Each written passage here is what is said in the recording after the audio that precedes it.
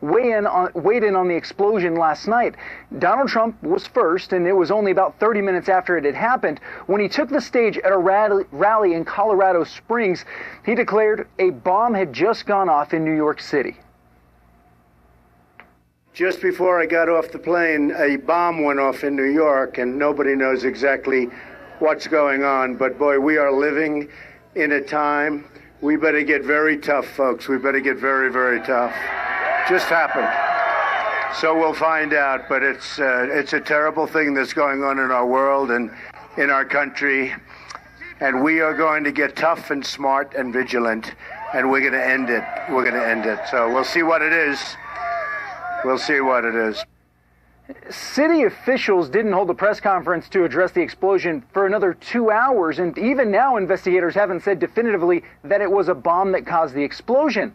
So while Donald Trump is receiving some criticism for getting ahead of the investigation, Hillary Clinton also called it a bomb last night when she was asked about the explosion and went on to chastise Trump for jumping to conclusions.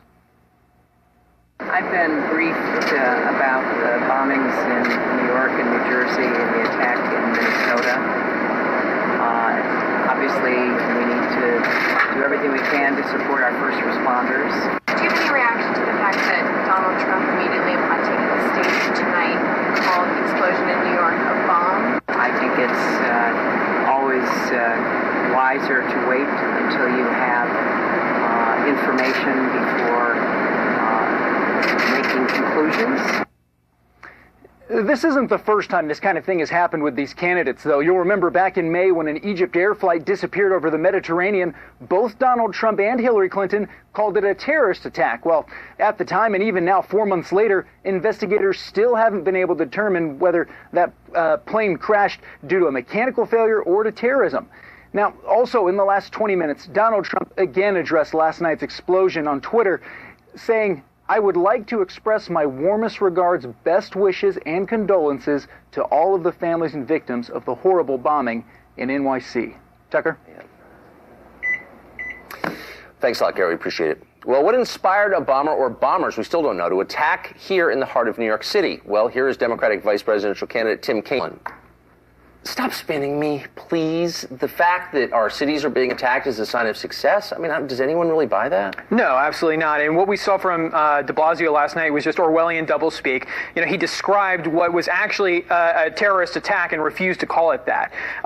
So I think that what's happening here with the criticism of Trump coming out and saying that this was a bomb is an attempt to divert attention away from the substance of this issue, which is the rise of terrorism in this country and the threat that it poses, and to have a discussion about Donald Trump's fitness to be president and how he conducts himself, which is just purely a distraction. Yeah, no, I mean, it's an interesting question. I think it's a fair question, but it's not. I don't think it's purely a distraction. But can I ask you a question? Like, I think these people, I think Tim Kaine is smart, but why do you, I always feel like they're patronizing me when they talk about the subject, blaming it on global warming or saying this is a sign we're winning. I didn't hear an accusation of it 2 months ago.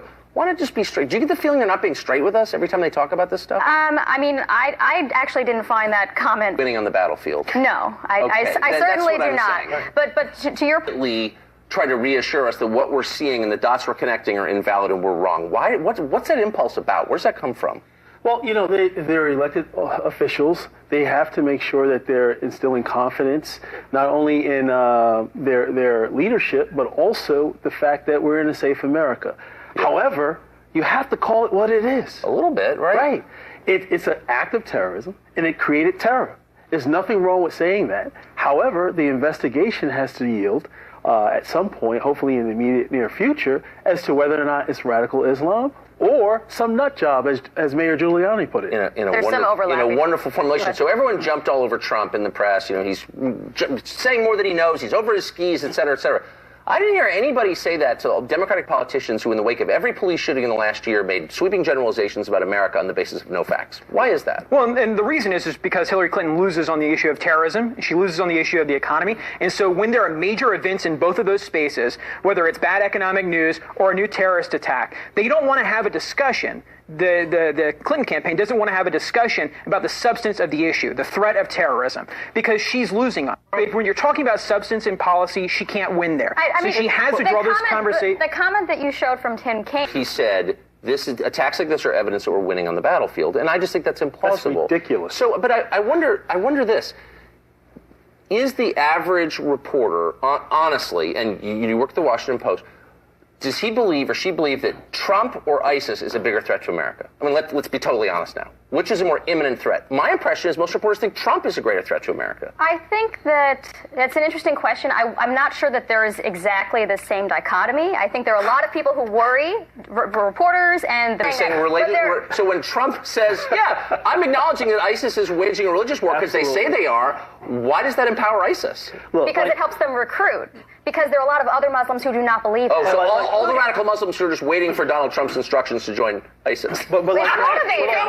It's motivating if they say, yes, the West, then the non-Muslim world does not trust us and sees us broadly as the enemy, not just a small fringe of us, but broadly as the enemy. Yes, that's inspiring. Like Harlan said, it's a distraction. Why is it a distraction in part? Because Obama wants to increase the Syrian refugee population to 100,000 or more. That is insane. And when you look at what's happening in Europe, in fact, Prime Minister Merkel, her re-election is in jeopardy because they have open borders and they've experienced attacks like they've never experienced before. Why should we have a national referendum on this? It changes everyone's life. Why shouldn't we be able to vote on that? We should. I think national referendums usually end up the question you asked, does the mainstream badly. media think that Donald Trump's a bigger threat than ISIS, is the easiest question to answer. It should be absolutely that ISIS is the greater threat. No. And they're threatening to kill children in playgrounds, to target us in movie theaters, to take down airplanes. This is an easy question to answer. Not in our newsrooms. I'm being told I'm being ordered by a disembodied voice to go to commercial break because we're totally out of time. I'm sorry about this. We've been following this story all morning. Of course, a man in Minnesota shouts Allah and asks his victims if they're Muslim before stabbing them, and he stabbed 8 of them. We've got a live report from outside that shopping mall next.